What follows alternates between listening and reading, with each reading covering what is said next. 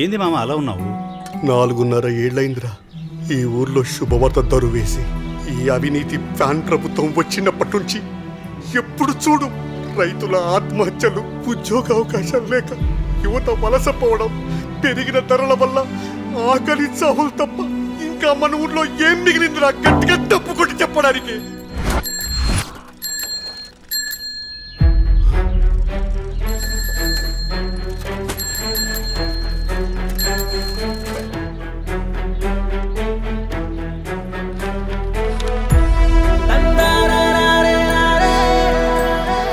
ఇప్పుడే మామా, ఊరే కాదు రాష్ట్రమంతా గంతులేసే దరువు.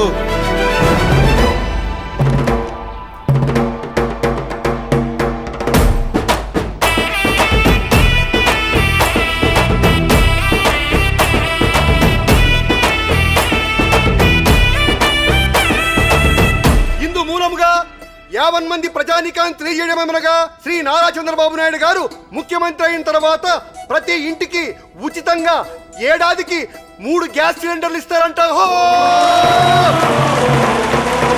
ప్రతి మహిళకి నెలకు 1500 రూపాయలు ఆర్థిక సహాయం ఇస్తారంట. అందరికి నెలకు 4000 రూపాయలు వృద్ధాప్య పింఛన్ ఇస్తారంట.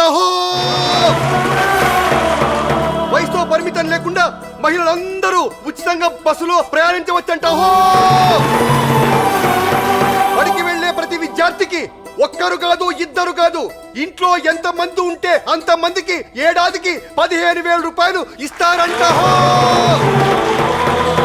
ప్రతి రైతుకు ఏటా 20,000 రూపాయలు ఆర్థిక సహాయం అంట. మన యువత కోసం 20 లక్షల ఉపాధి అవకాశాలు లేదా 3,000 రూపాయలు నిరుద్యోగ భృతి ఇస్తారంట. ఇవన్నీ మనకు కూడా రావాలంటే ఏం చేయాలో అది చెప్పరా ముందు. రాబోయే ఎన్నికల్లో సైకిల్ గుర్తుకే ఓటు వేసి మన బాబును గెలిపిస్తే చాలు. మన భవిష్యత్తు మన చేతుల్లోనే ఉంది. స్వర్ణాంధ్ర సాకారం కోసం బాబుని వెళ్ళి రప్పించు.